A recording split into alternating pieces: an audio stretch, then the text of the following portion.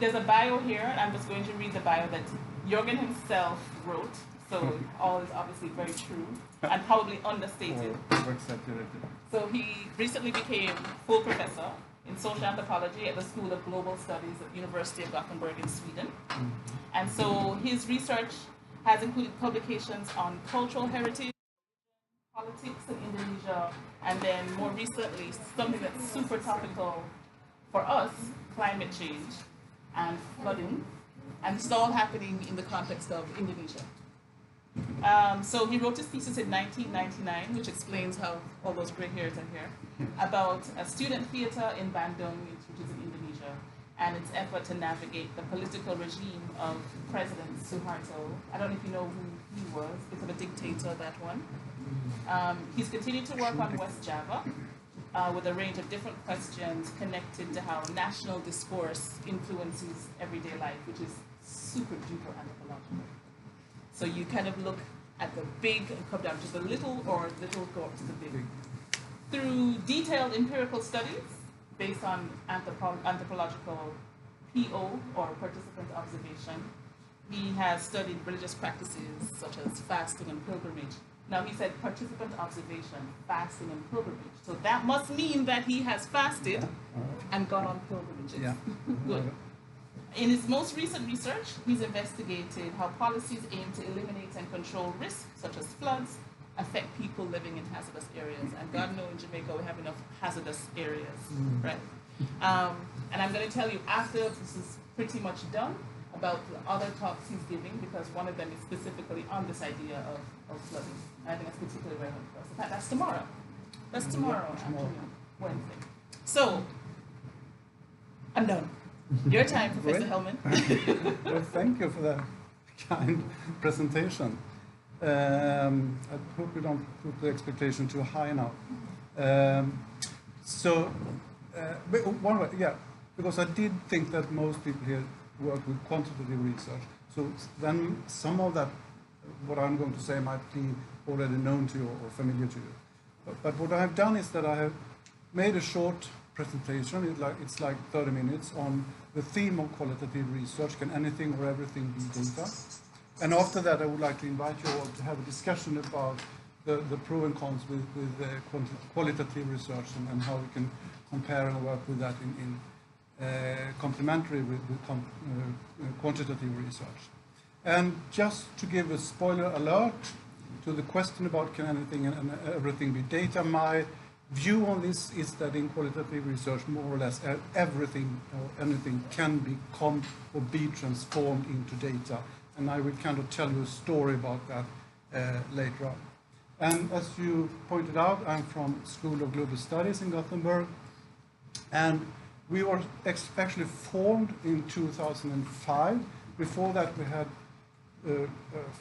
3 or 4 different small departments, one for anthropology, one for peace and development research, one for human ecology, and one for human rights. And these were merged into one bigger department, which is now called the School of Global Studies. And there was a lot of turbulence going on when they did that. But one thing that happened was that we were actually kind of forced to start to have joint seminars and talk to each other and have this discussion with researchers doing quantitative and qualitative research. So it evolved quite a lot of discussions about methodology and methods and research design. So that's also background to why I have become interested in this topic. As you said, I have all my research. I did my first fieldwork in my kind of proper fieldwork for 1 year in 1995 in Bandung, which is in West Java. And after that, I have kind of stayed in this same region. So all my fieldwork up until today has been conducted in West Java, and mainly in the kind of semi-industrial area of Bandung, which is up in the mountains of West Java. As you said, I have also done one field work in Jakarta, which was about climate change and flooding. So that explains the choice of picture from Jakarta with all the rain. And I will talk much more about that tomorrow. But So I've been doing fieldwork in the same, more or less the same region, the same place, for how many years is that now? Since 1995. You do the math. So, but I've changed my topics quite a lot. So as you said, I started to do. Can't read my notes. Hope that I remember what I'm going to say.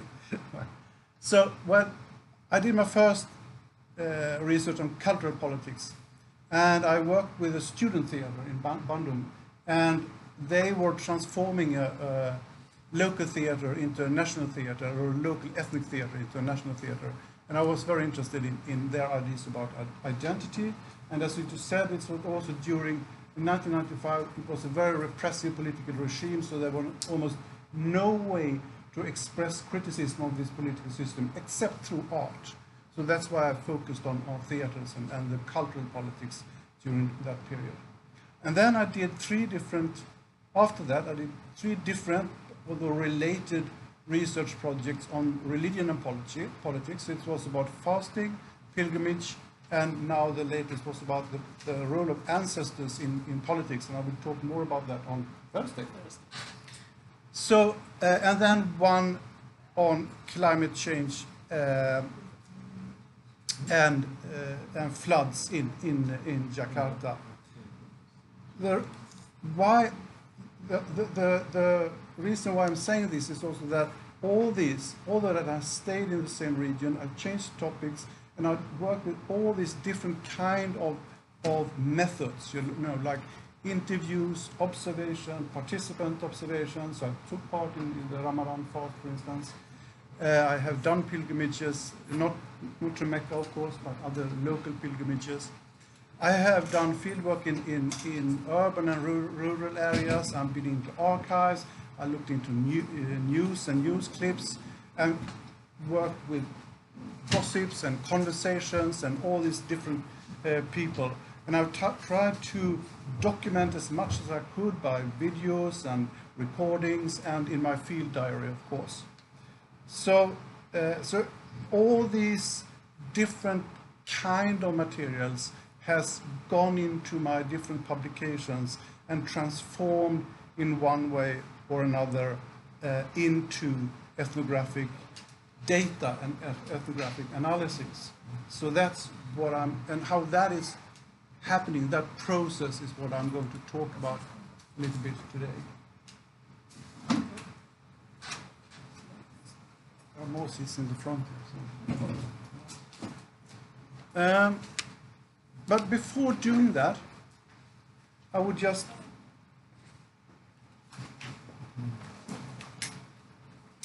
like to kind of state my position in the discussion or debate between quantitative and qualitative data or research approaches.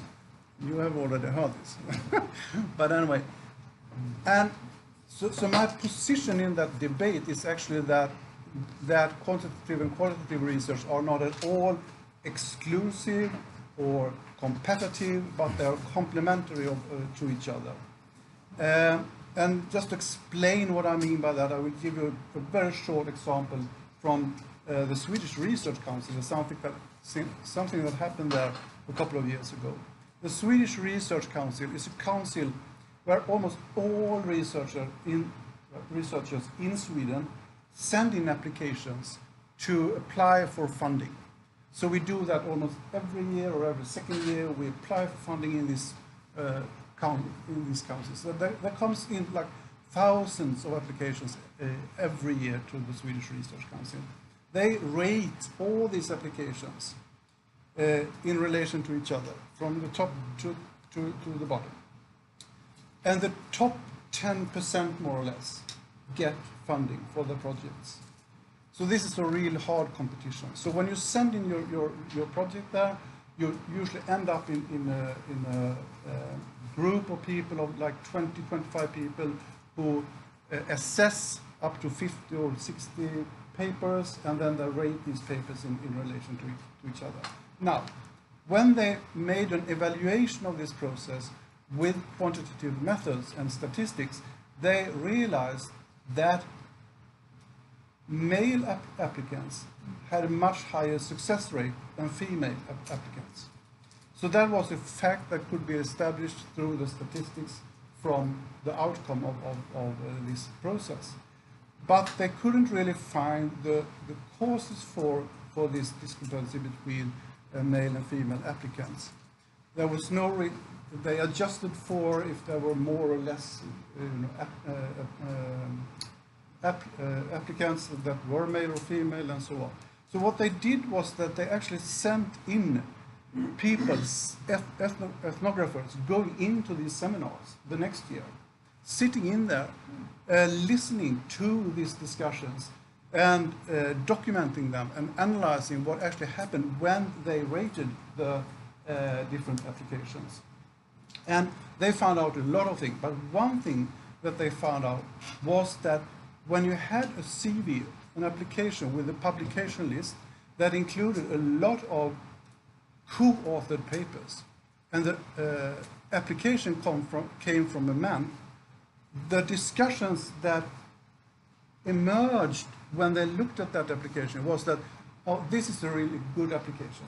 This person has done a lot of networking, he has been generous with his ideas, he had created a good research environment, so it was something very positive, rated as very positive to have co-authored papers.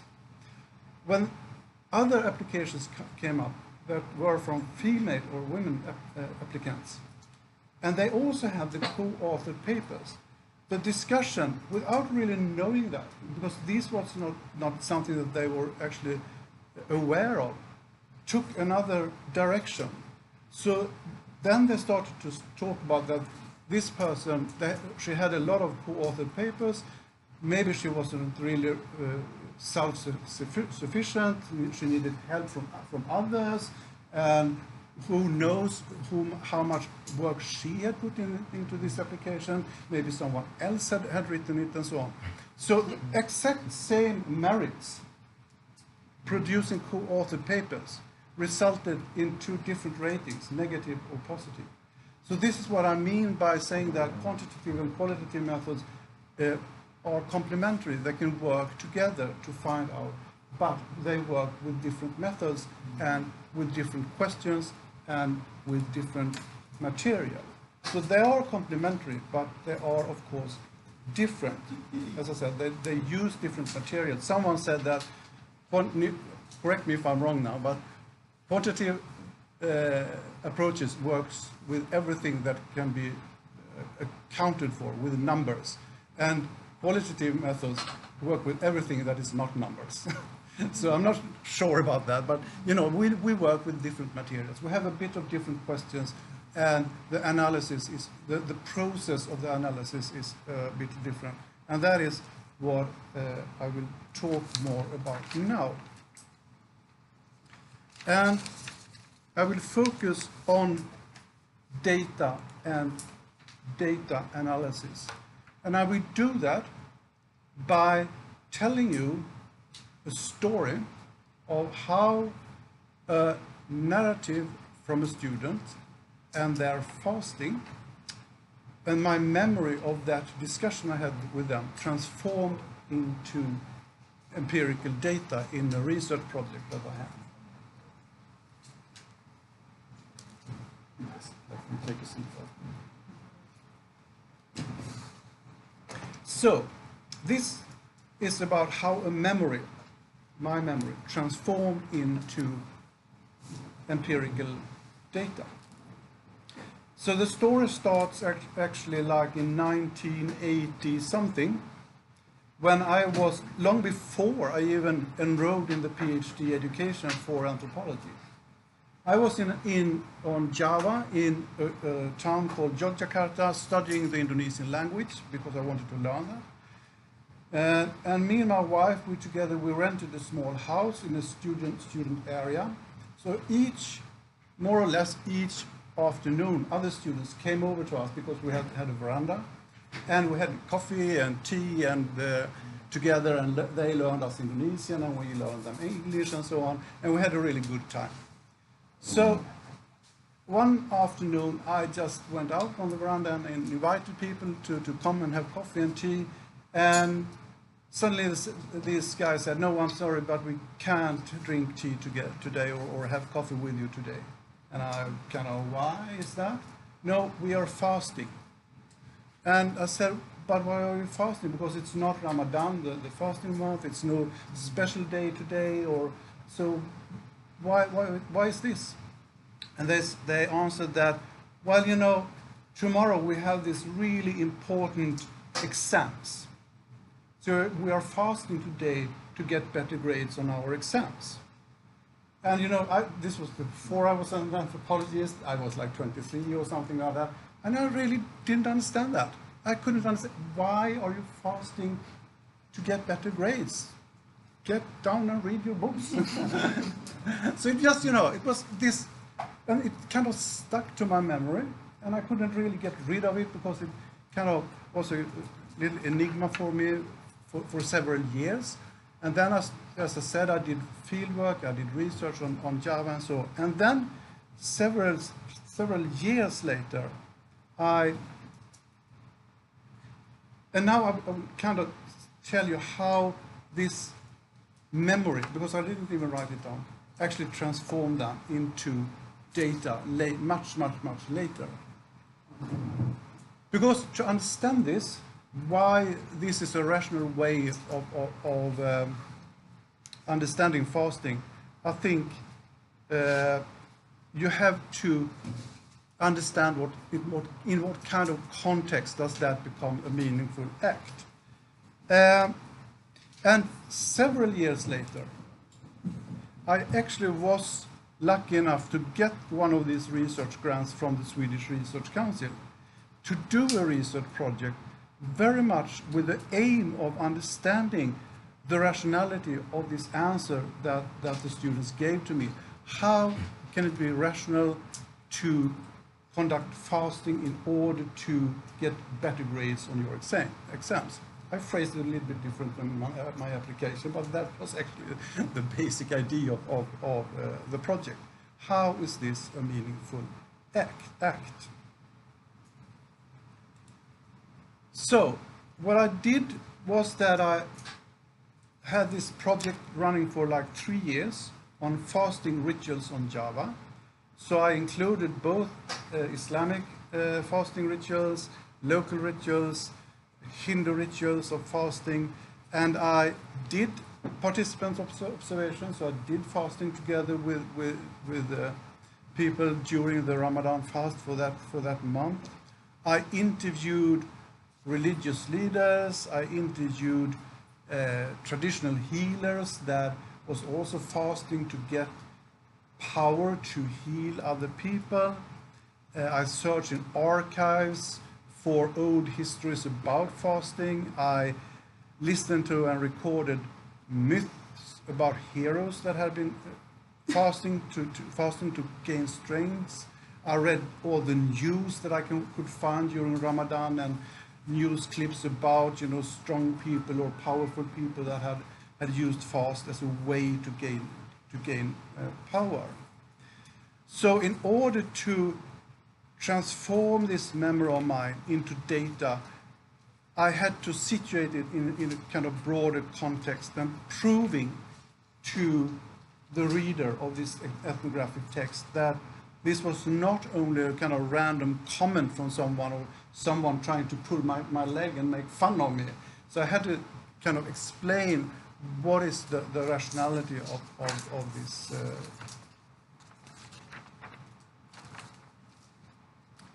So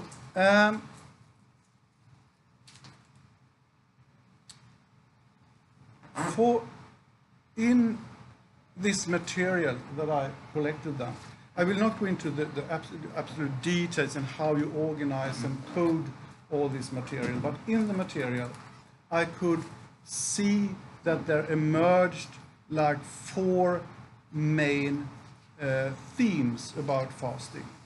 The first being that fasting is enforcement of prayers, that your prayers to God get enforced, get stronger by fasting.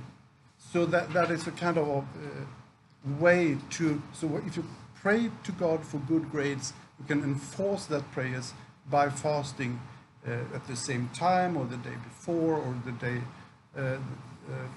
before you do the prayers. It's a form of religious education that you fast to learn more about religion and religious life, and also a way of enhanced religious experiences that during the fast people testify that their experience of the sacred and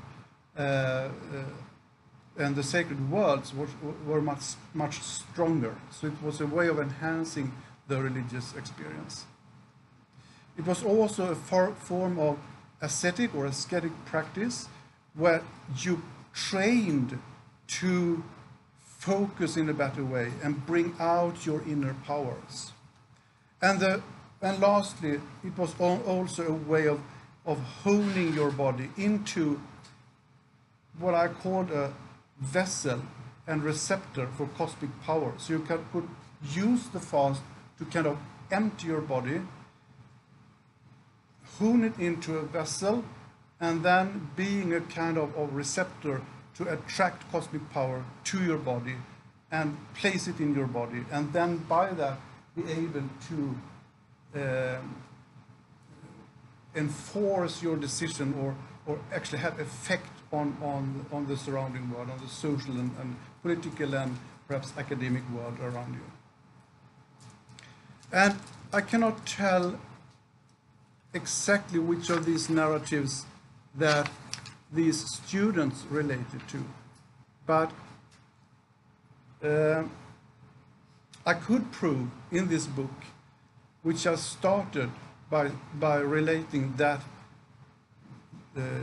saying that in Indonesia, fasting may be a way, a means people use to get a better grade. And then from that I kind of started on to explain this. And I could describe a context that had historical roots in the local culture and in influences from Islam and the Hinduism, how that becomes a meaningful and rational idea.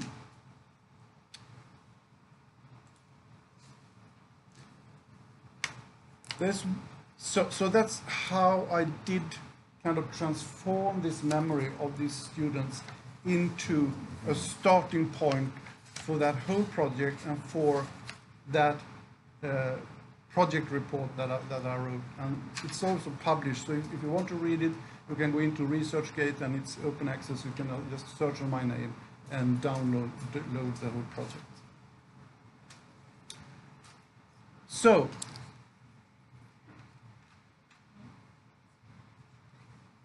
is there any way to evaluate this kind of science or ethnographic texts or ethnographic material or ethnographic analysis? Well, there is, I can give you the exact reference later on, but it's Roger Sanjek. He has produced what he called 3 criteria for evaluating and assessing ethnographic analysis.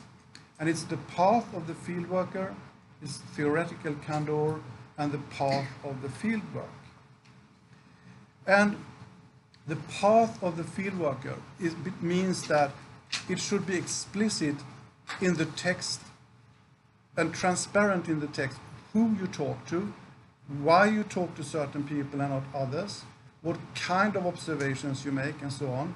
In other words, the kind of production of data should be transparent.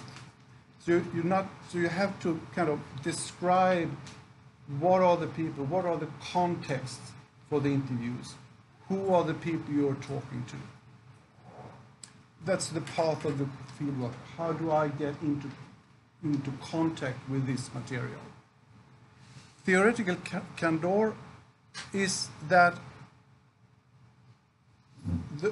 you work with explicit theoretical and analytical concepts in a strategic and systematic way, so that the reader can follow how you build your argument how you produce your knowledge.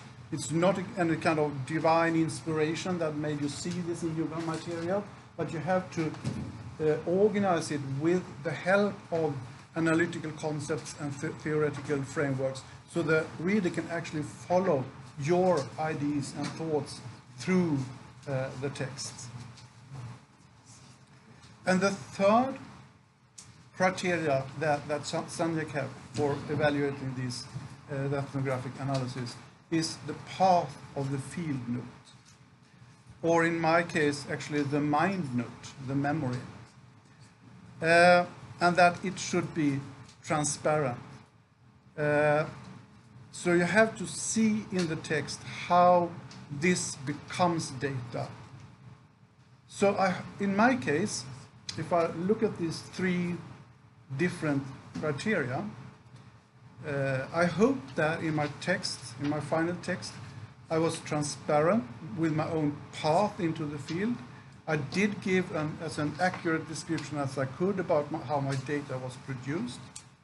When it comes to theory and concept, I worked with a kind of modified cultural theory based on semiotics, namely that statements and symbols, statements like the statement of these students that I told you about in the beginning, achieve their meaning through relations and patterns and contexts. And what I've tried to do here is to give you a very, very brief description of the third criteria, the path of the field note. And if you would use a kind of more modern term, what I was doing in my project was a sort of triangulation. I was kind of triangulating my material to other sorts of material, to news and to other observations and to other interviews and so on. So what I did was that I was pointing out to the readers that the statement by these students at my veranda was not unique. It was not a singular or exceptional statement. You could find similar statements in many other situations. I could raise this question, my kind of questions about the answer I got from the student with religious leaders or teachers, and they would understand that question and we could discuss it, and they would sometimes contest that it was a rational idea, but they could still see the logic in it and discuss that with me. And we could have a meaningful conversation about that idea. And that is also what I've tried to convey in the final text. Finally, this is the kind of last PowerPoint. So I just wanted to add a fourth criteria to Roger Sanjay's three criteria, because one objection to qualitative science is that there is actually no data that can be controlled in the same way as you have in quantitative approaches. You cannot really get into my head and check my remembrance of this event that I was experiencing in 1985 or whenever it was. I can have made up all my interviews and forged my field notes. On the other hand, that is also possible in all science. You have a lot of cases in quantitative science where there have been forgery as well. But the thing is that so this is about replicability. Can you check my ethnography by using replicability? So the text, the ethnographic text is still there. And one of my teachers used to say that the proof, but with a British accent, I can't do that. The proof in the pudding is in the eating. Yeah. And that is actually, I mean, you go into the ethnography, to the ethnographic text, and see what it tastes like, so to speak. So since I have been transparent with my methods in the text, I have given the location, and I have been transparent with what people I have been talking to, what news I have been including, and so on. Anyone can actually go back to Java and see if they recognize my findings. If they can also interview these teachers, they can read the news, they can participate in Ramadan and so on. So they cannot replicate my research exactly in the way that you can go back to data in the way you do in quantitative research, but they can approximate it, and by that also check my results and see if they seem reasonable. So, these, with Sanjak's 3 criteria and this added 4th criteria, I think it's possible to actually evaluate and assess an ethnographic text. So you can actually differentiate between good and bad ethnographic texts. And that is pretty much what I have to say today. I'm not sure if it took 30 minutes or... but I think so.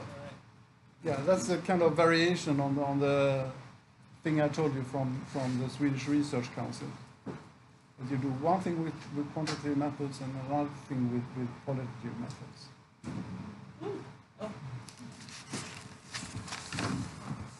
Okay, thank you.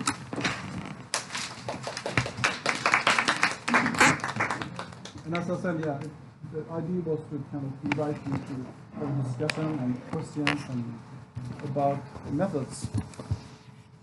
Okay, so I'm theoretically moderating the Q&A part.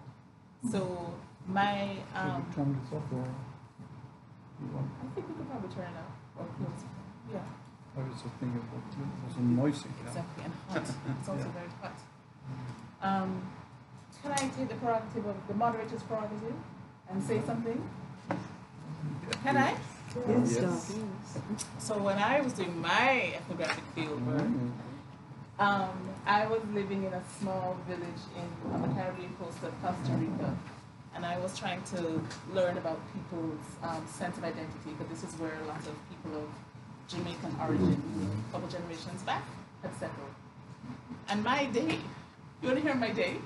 My day was going for a run along the beach, white sand beach, beautiful, gorgeous, taking a shower, getting my knapsack together with my tape recorder and my pad and my pens and pencils.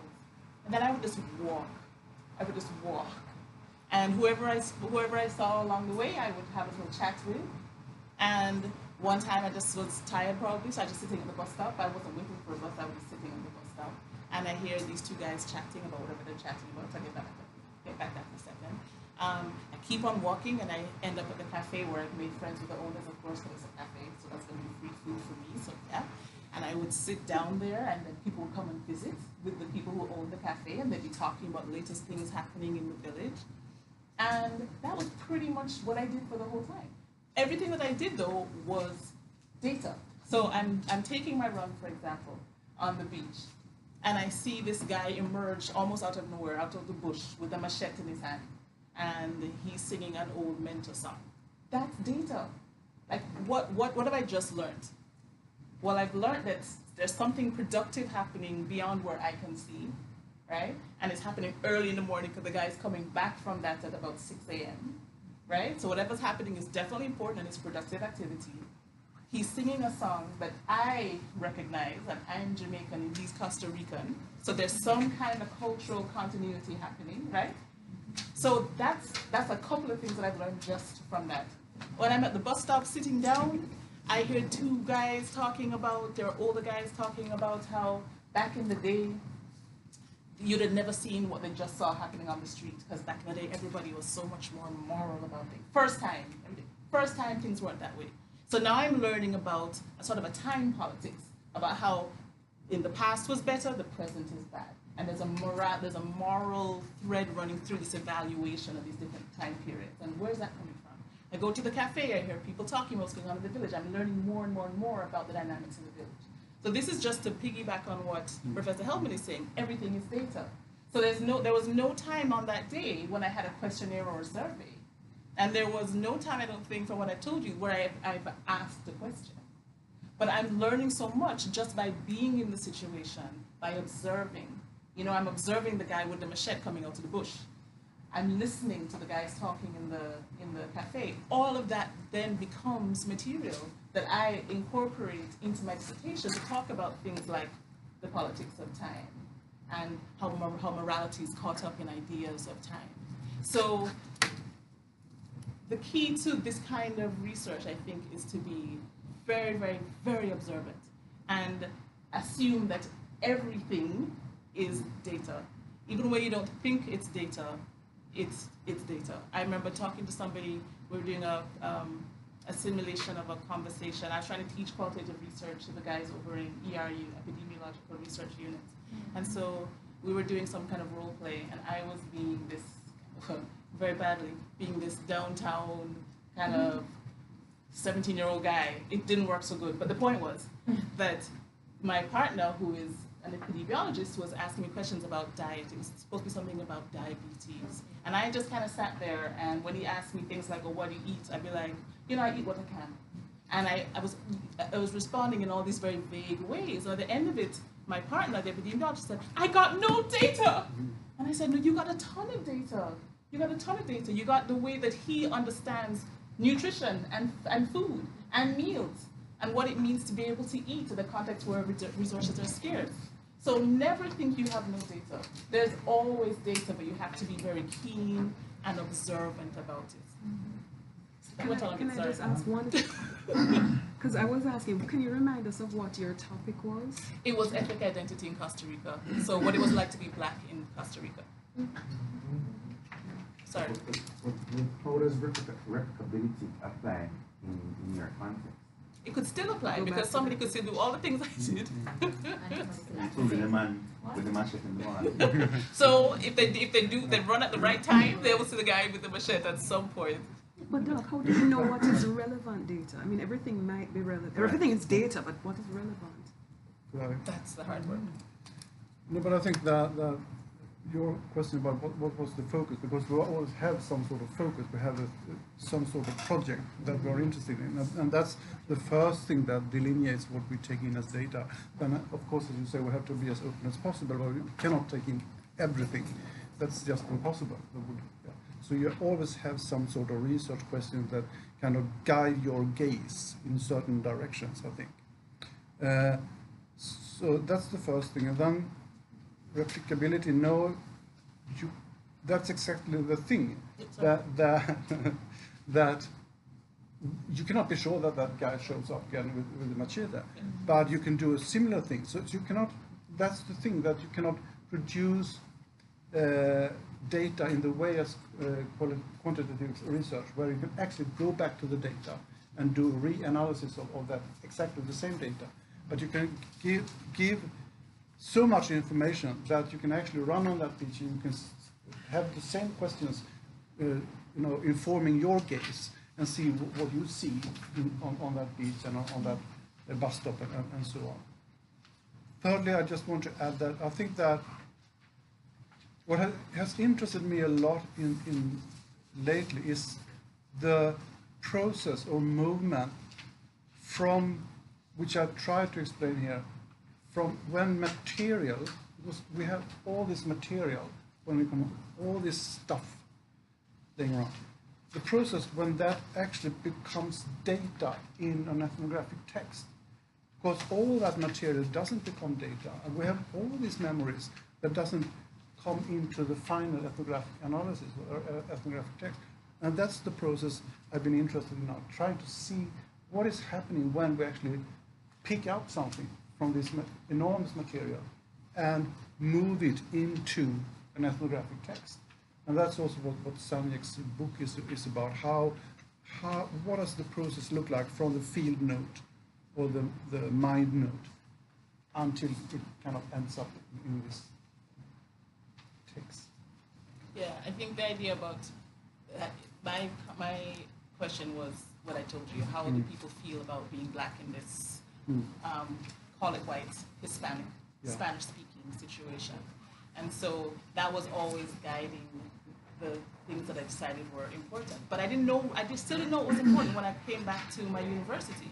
I was overloaded with data. You're always overloaded with data when you get back. Or I guess at that point you won't call it data. I still call it data. Yeah, I know. I still call it data. Whether it ends up in my work or not is another issue. But then, hopefully with the skillful guidance of your supervisors, pushing you to ask more questions. You have a big question, of course, but then pushing to ask more specific questions. That helps you. And then you have those so I guess what I was trying to say was, when it comes time to writing up your field notes, don't leave anything out. And that's what I was trying to say. So I could easily have just said I ran along the beach and left it at that. But I noted that there was this guy, this older guy, with this machete coming out of the bush. And so whether that at the time means anything to me or not, put it down anyway, because you never know the kind of questions that are going to evolve as you go down the path of trying to work out what the hell are you going to write for this monograph. So I think that's what I meant. So maybe I'm using the word data too loosely, I'm not sure.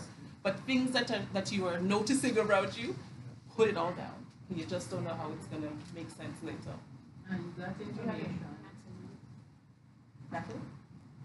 Thanks for the talk. Preparing a proposal right now, so I'm trying to get this qualitative approach to take. And I'm debating whether I should do ethnography, as in going into the field and mixing with the population that I have to, or just focus solely on in-depth interviews. So for me, the concern with ethnography has always been the ethics around how do you record somebody who doesn't know that they're being studied. So I was just wondering if you could comment on that. And then the second thing is, you said you wouldn't go into detail, but I was just wondering how do you analyze your data? Is it manually done, or do you use software like NVivo or some other software? Okay. Two really big questions, good questions. Ethics is, of course, always there when you do this kind of field work. It's nothing that you can kind of tick off in the beginning of the project, because it's always with you, that you're always establishing relations with other people, as you do in all social life. So a lot of the ethics that apply in kind of normal social life applies, of course, in the field as well.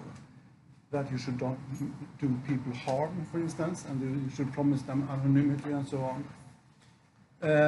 And that's, in a way, that's easy to do when you have a formal interview. You can tell people about, okay, this is what I'm going to do, this is how I'm going to use the interview. You can break it off at any point, and I will use another name for you, so you will keep your anonymity and so on. When you do field work, that's a bit more difficult, I think. So what I'm doing is that I mean, most of the people, since I'm going back to the same place all the time, they know that I'm doing some sort of research and field work. And when I'm introduced to new people, they say, okay, this is our researcher from Sweden. He's doing this and that. I always carry a small notebook, always, and put that on the table and make small notes, so people become aware that why is he taking notes? So that's a way of kind of indicating that I'm doing something with the conversations. Sometimes, of course, as you said, you overhear something at the bus stop or in a taxi or somewhere else. In my case, I think that if it's such a common situation and there's no risk at all, these people can be recognized. I just write that I heard at the bus stop. No one will ever know what bus stop or whatever people that was, but they will know that, okay, this was just something I overheard at a specific moment. So ethics are important, and I think that that is also something you mentioned, the supervisor, that we have more and more contact now with our students in the field. Before, I mean, in the old times, we just went out to the field. We didn't have internet, anything, and just were away for a year or something like that, and then came back. But now we try to have as much contact as we can with people in the field, also to be able to deal with ethical issues as they come along, as they kind of pops up during the process of the field. So I'm trying to stalling here now, because your second question about the analytical process, that's kind of tricky question actually. No, I don't use software. What I do is that I've done it in different ways, but what I'm doing is that I'm trying to find themes, narratives, symbols that pops up in different contexts. George Marcus wrote quite a good article about the tracking and tracing of things. So I'm trying to track and trace, you know, if the same symbol, if the same theme, is the same narrative pops up in different contexts, in different situations. So I usually don't do this line by line coding that you can find in different manuals. I print out my material sometimes and use colors to code it. I put it in different piles or in different files, you know, and I write a lot. So a lot of my analysis comes out when I'm writing, and I'm seeing that, okay, this theme works well here, or this narrative works well here. And then I see, okay, here I can say something about, for instance, the idea about fasting and the wada, the vessel wada, they call it in Indonesian. So this pops up in many different ways, and then I start writing about that. And remember that, well, this came up in that interview as well, and that interview. And then I can incorporate that into that kind of narrative or theme that I'm writing about. So the main thing, I think, is to be really familiar with your own material, so you know where things are and what people said and when things happened and why they happened, and as you said, the kind of atmosphere in different situations and so on. So you can relate back when you start to write out different narratives. You can relate back to different parts of your material. But that is, in a way, I said here, that it's not divination, but it's some sort of intuition that you actually see these different materials coming out.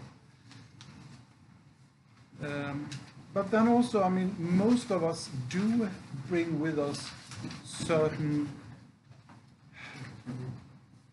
analytical concepts into the field, and then that's also a way of organizing your material, to use these analytical concepts to structure and organize your material in the first part of this process. Should I develop on that? No? No, but I was thinking you had more. Yeah, No, that's fine. I was just wondering about your process personally.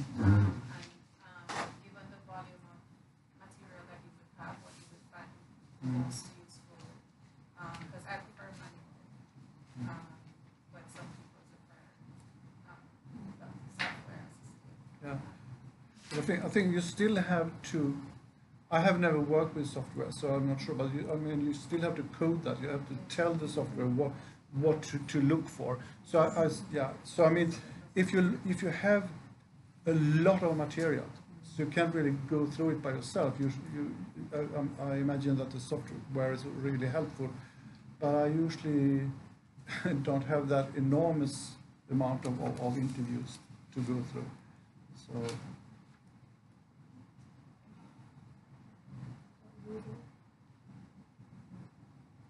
There you go.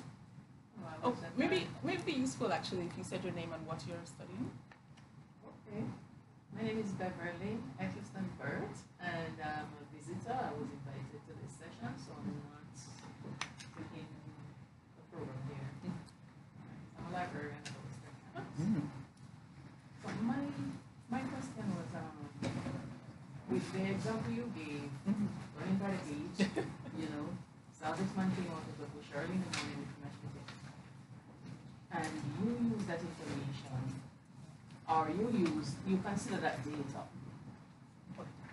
Isn't it very subjective? Because I could have seen the same thing and look at it a different way from the way you did. And how is that properly evaluated and can be considered, you know?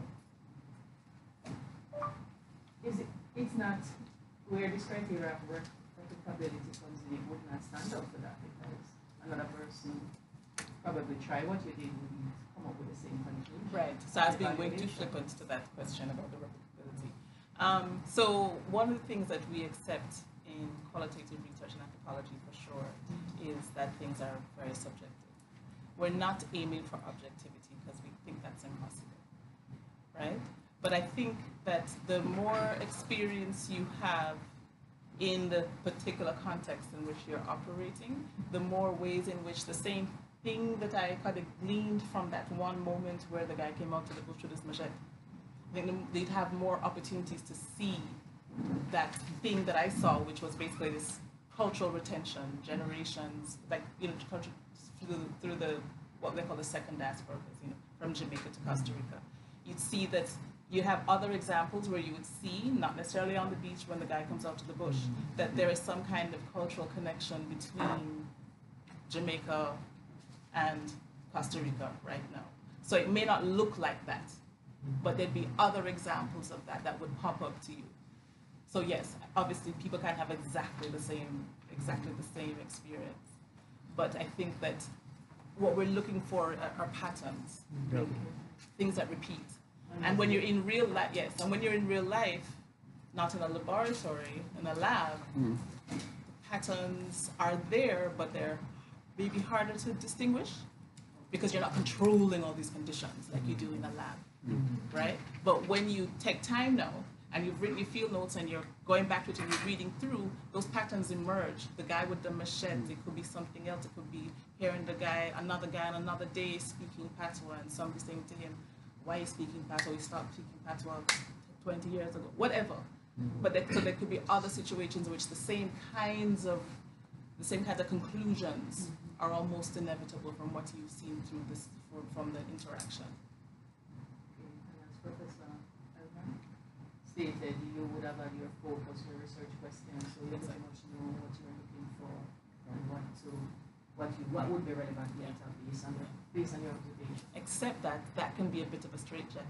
Yeah, did you want to talk about that or? Yeah, I can do that, but I just wanted to comment on the subjectivity. I totally agree with you, everything you said. I think of it a little bit like that everything is, subjectivity, or you have your view on everything. Just like we probably all here have a personal view on what we are doing exactly now, but still we are taking part in the conversation. And I'm sometimes thinking that, or have this imaginary of anthropology or my fieldwork, that when I can see that I can develop a subject into a meaningful conversation with others, then I start to get a hang of it. So it might be subjective, but still other people understand what I talk about, and we can have some sort of exchange about this topic, about that subject that I'm interested in. And then it becomes at least some sort of shared conversation that I can present in my text. And the more complex that becomes, the more interesting it becomes as well, I think. So that's my way of thinking about subjectivity is always there, but we also always have different ways of communicate our different perspectives on a certain subject or a certain issue. So that's the first one. Research questions. We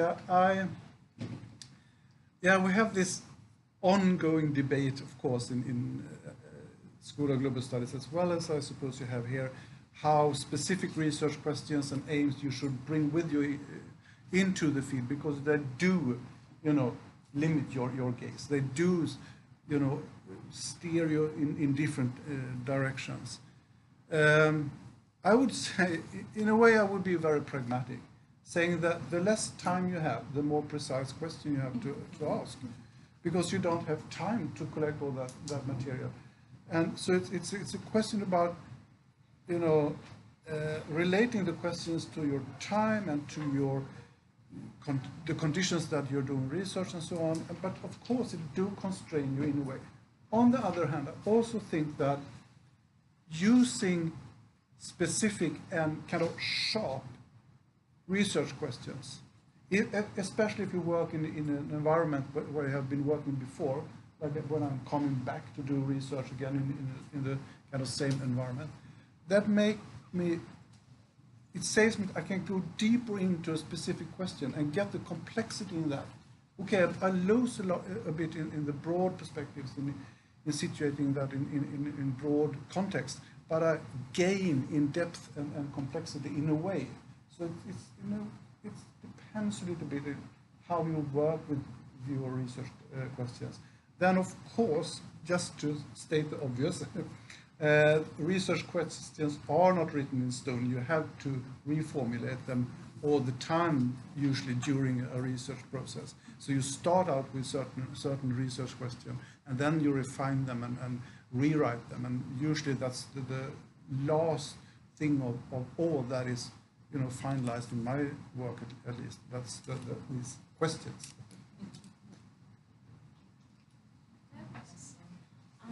Since Can you just say your name and what you're my studying? name is Lisa Reed, I'm from the Department of Government. I am studying, let's say, electoral politics, specifically focusing on political forecasting.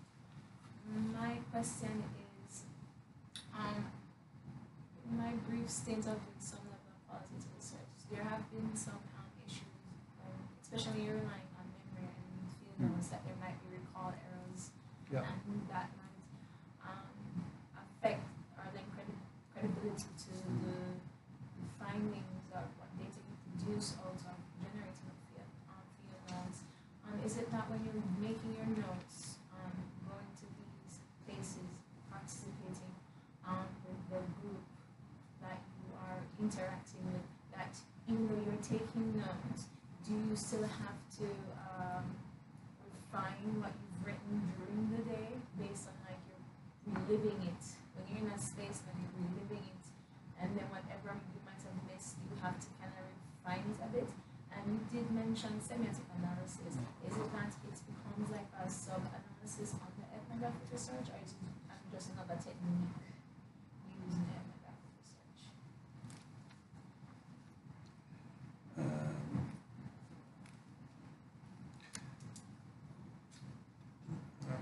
I'll have to, so bad at remembering references. I'll try to give you a list of good references later on. Because the first question, I think, in a way it has to do a lot with techniques, how you remember things and how you learn to remember things.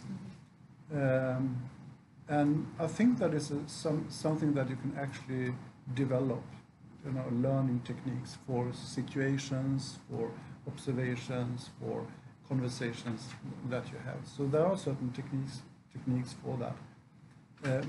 My personal way is just that as I said, I have my little notebook.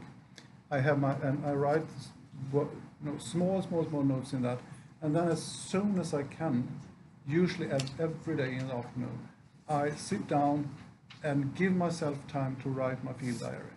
So that's kind of prime of the day, to sit down and write that. And and if there are things that I'm uncertain on, if I remember it correctly, if it's possible, I ask again about that the next day, or go back and check if I misunderstood something, or is it something that I can kind of double check in another context or something like that.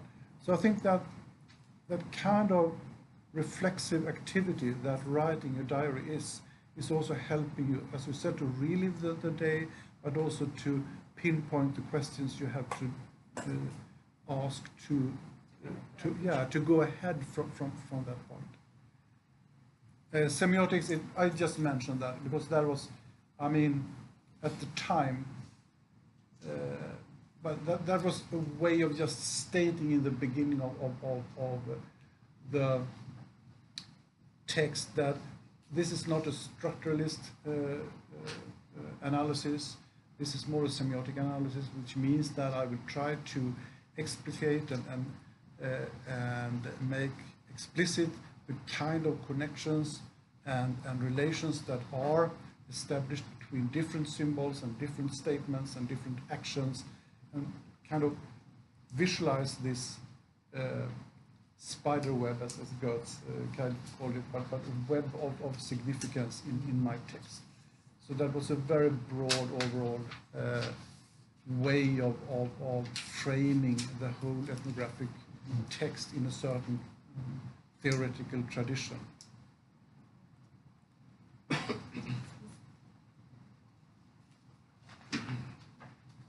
Does anybody want to talk about the research that they're doing and barriers that they have come across doing qualitative research, or ways that they think that qualitative research really is enhancing the topic, the study or the investigation of the topic that they're working on? Anybody want to get personal? Well, I think, most of my stuff is hard quantitative data, but I do use qualitative data that I have to know code and that create this quantitative construct now that I know can apply into building models that can make predictions. My thing is that even though I do have these models, that I can just look at the data, just look at it, don't run any tests, and I can make certain assumptions about the data, but it doesn't answer critical why questions. Like with the recent by-election that just went, there's a whole post-mortem, as I would call it, as to why did the JLP win, why did Anne-Marie win, having it been a PNP seat for the last 30 years, like what truly happened that would have come for this seismic shift from being PNP seats to now a JLP seat, like what could have come for this break in tradition. And even though I do have these models, I'm trying to build them to be as sensitive enough to kind of detect certain shifts into our understanding of political reality. But at the same time, if they are limiting, well, just from my understanding of my data, it can't really tell me why these things are occurring. What the factors are that try to induce them to switch? Like, what were some of the issues that were these voters were particularly facing, and even the strategies that the candidates use that resonated with the people or appealed to them, that kind of won their hearts, so to say, that they would actually vote for them. So that is always a limitation for quantitative research.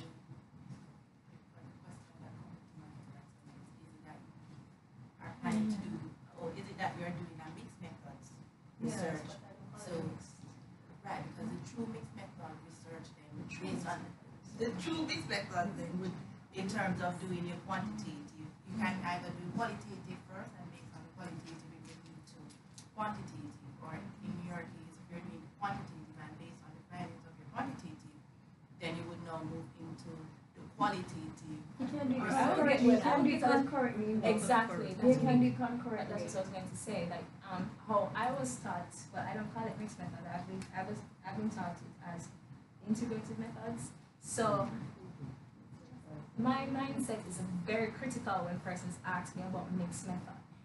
Especially when I have to explain to them my frame is highly quantitative, but there are not necessarily using quantitative constructs to plug in the gaps, but taking the qualitative information that I have to now make it a part of the model by creating taking the qualitative data now that they to become quantitative constructs that I can actually measure, and that they would give me, tell me to what extent does this contribute to election prediction or predicting a particular electoral outcome. that is how I use the quantitative, the qualitative data. It's still qualitative data, it's just how I used it in my methods and my models. The qualitative that you're using, are you using focus groups, are you using secondary data? I'm using secondary data, I'm not doing any interviews. Most of these information come from a lot of archival sources, from EOJ, from newspapers, both with Dina and Observer. So it's a lot of qualitative information that I would have had to sift through to now create these quantitative constructs. There is let's thinking about triangulation. In qualitative, with the triangulation of methods, we're going to do observe, or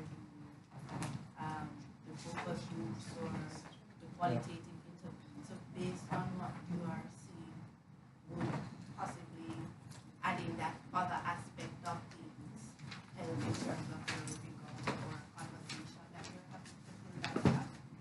My methods are slightly different. So the way in which I would evaluate the information and evaluate the model would be different. So even though triangulation of data is key in a lot of mixed method research, it's kind of, what I'm doing is kind of slightly different. But I think, like for Grace said, the important part is the integration of the interpretation of the material. That's where it really comes to the focus. How she's going to frame all of that to produce, and using the word narrative here, a discussion that takes on both the quantitative and the qualitative, that answers your big question at the end.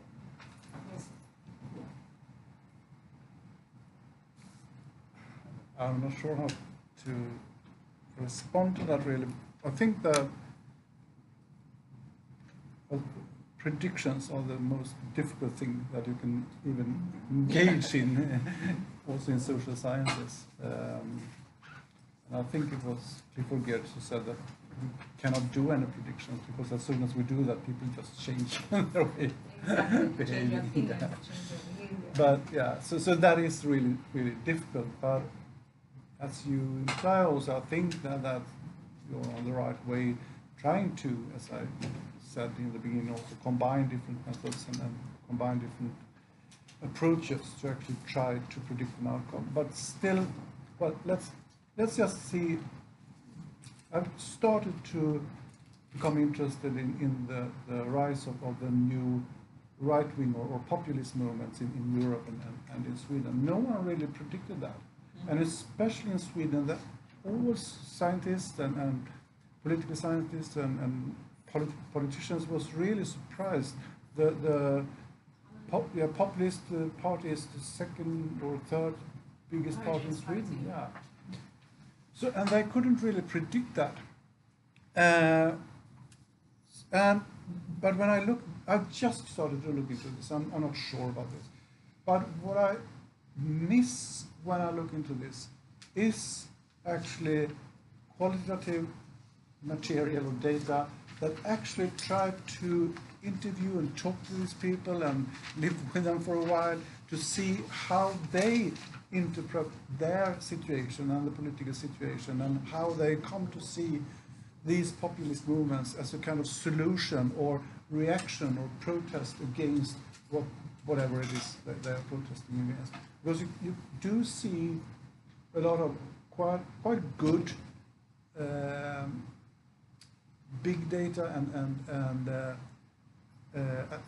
analysis of the economic factors and the international political economy and so on that kind of causes this, but still that doesn't explain this whole movement going on in Europe and the United States and in different forms in many places of the world.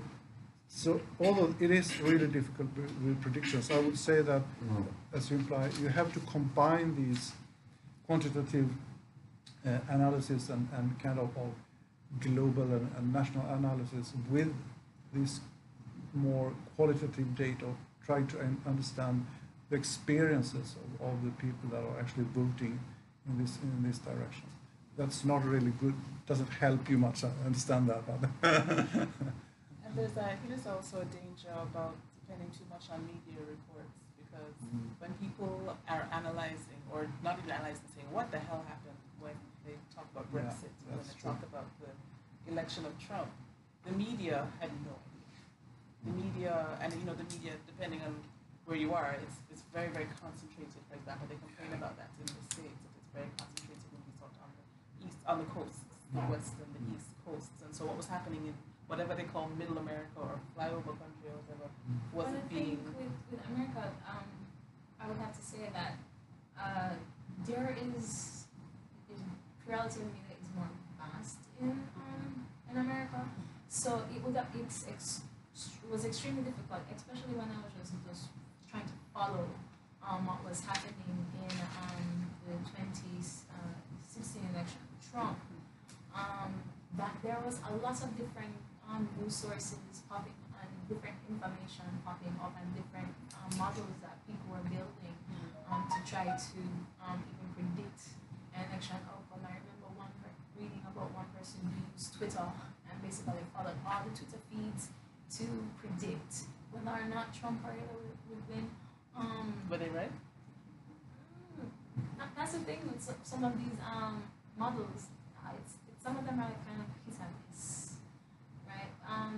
Especially with the rise of populism, I got interested in that, especially looking at I think it was in Holland, where basically they were categorizing persons like Trump became this archetype now, this polarized figure that now they've compared a lot of politicians who are basically not really anti-Semitists, but Euroscepticism has increased. The fact that the rise of anti-Semitism has increased, and a lot of different variables that are operating at the same time that has led to the rise of a lot of populist leaders, not only in Western Europe, but even in Latin America and even in some of the Asian countries. I think Rodrigo Duterte, they had dubbed him and called him the Trump of the Philippines. So it was really interesting, especially the shift now, the way in which people are voting. It's more like, I don't think it's necessarily a messianic appeal, but it's something that was really resonating with voters, especially as we have a saying here that politics is always local. So whatever is really happening to these people in their sphere of life, it's become such a dominant issue as to how they are likely to vote. And as I said, my research can't account for everything, especially if you take it at a microcosm level, where if you look at polling divisions, how these persons are voting in these different polling divisions, how different persons are voting in different communities within these divisions. So it's a lot of things to take into consideration that I had to just accept that I would not be able to factor in, and therefore I would have to find some alternate means to try to do that. I think you're Michael Barnett, Department of Sociology, senior lecturer. Thank you. Yeah, I couldn't help but barge into the conversation because it begs for a team, maybe some people on the ground to assist you. If you want a more complete picture, it's begging for the qualitative input. Because to be honest with you, ironically, as a social scientist, used to be totally quantitative, and then I moved qualitative. Kind of just moved to the other side. I don't know what happened, But what I did realize was that there's some things that quantitative has limits to. I mean, you can do a great structural equation and it looks great in theory, but when it comes to people, people are unpredictable, and there's so much to be said. So it begs somebody, an investigator, is going to a different station, underground, listen. How did you feel about that candidate? So forth, and is there gender dynamic? Is there Anne-Marie, she was working on the ground, as we know, for a while now, so that's a factor. And the other thing is, let's be honest, there could be some vote buying and stuff. I don't know if people will come out and say it, but listen, I got offered good amount of cash, and I just said, hell yeah, I'll take it, and I'll go. But if you can form that rapport, you might get some people who might just skip out and just tell you. But what I'm saying is it begs, there's a lot of unearthed material, but some, it's begging for a qualitative team on the ground to fill in those gaps. I don't see how you're going to, I know you're trying to circumvent that conveniently, how can I, there's those gaps, but if you want a comprehensive study that can outdo the posters, because the regular posters, it's a hit and miss. If you're lucky, you'll get close. If not, because the 2016 election we had in Jamaica, most people didn't predict JLP was going to win. I'll be honest with you, I didn't see it. but the PNP admit, by and large, if you get talk to some of the party leaders, they said we were complacent. We totally dropped the ball because it wasn't the truth, because it was theirs to win. But I think people sensed they were complacent. And then you had the youth vote, apparently. Was a factor. There was just a shift in elections that year because everyone who was predicted to win didn't end up winning. In the US, in France, here in Jamaica, in some of the other Caribbean islands, it begs some questions about diversity and what generations were possibly interviewed. And so that's why I'm sort of a difference. Right. So that's why I was saying that you have to be careful of the sources that you're using. The media failed in 2016.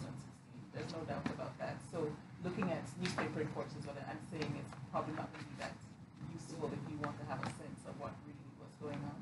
And that's why you need people on the ground watching when the Mercedes pulls up and Bush Stewart comes out the car, and you need people to be on that level, seeing what's going on, because you don't want a forecasting model that doesn't get it right. There's no point. You just defeated the entire purpose. So I think that maybe that's something that I don't know if it's too. I don't know where you reach, but that's something that you can. You finished it? Okay. So okay. Well, and the where problem there did you come up on anything that the populace are more or less moving away from being dilated and more looking at issues that affecting them surrounding them and voting based on issues? And this is getting awfully specific. Exactly. So yeah, that's something that you could probably ask. You could probably ask outside, yeah, because we have 10 minutes left, and so I was thinking, is there another question that is, more on point with this presentation?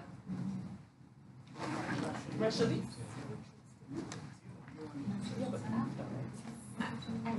Yeah, hesitant. Oh, hi. Good evening. I'm Rashali from Sociology and Services. I just wanted to add to your point and Moji's point about how useful qualitative approaches can be, especially when you're looking at certain topics and you're dealing with certain groups. So the why, and in terms of really understanding people's experiences, lived experiences. So I'm doing research in looking at sex workers and kind of exploring their rights and access in terms of labor rights and so on. And I don't know if I could use a quantitative approach for that. So I found that using a qualitative approach was better to give richer information, very descriptive, and to kind of understand the frames going forward. So I just wanted to add that to the usefulness of a qualitative approach. So that's what I wanted to add. I just think that your research is probably a good example also where the two approaches complement each other, because I'm not really read up on that research, but I know that you can show through statistical and quantitative data that there are certain similarities in the background of the sex workers and so on, so you can find out certain similarities. But then you have again, the different questions that you raise about their experiences and their understanding of what they are doing and so on. So it's really very different questions that you ask with the quantitative approach and the qualitative approach. I think that's a good example of that. Any final question or comments anyone like to make? I just wanted to say that one of the things with the qualitative, as you said, I mean, you as the researcher do make an impact. You do change the dynamic. Yeah. And you have to accept that. And it could work very well, or it may not work well. But if you make notes about that, or your attitudes to a certain issue, topic, and maybe you can be reflective enough on the interaction, because you know when an interview is flowing and stuff. I never use fully structured interviews. They were semi-structured. And some interviews is like, they just like house on fire. It's open, and the person, they just open up, and you get all this information. And some it's very closed, from the beginning, and it's like you can't make that breakthrough, and then you have to wrap up the interview earlier, and okay, something didn't go right there. And it could be, on reflection, you say, did I ask a question that they found offensive, or was it, something about my persona that just threw them out or put them off? Because somebody else could sit in your place and get them to open up. So it's something that's said. But I think you got to be reflective and think back about the scenario and how it unfolded. But it's an aspect of the qualitative dynamic that you have to face, because it's not just giving them a survey and going away and letting them fill it out. It's an interactive process. So you have a real impact on the thing. But it's the postmodernist perspective anyway, that most things are subjective. So why are you going to bend over backwards to be objective? You can still glean useful information from the subjective interaction. Okay, I think that's a nice place to end.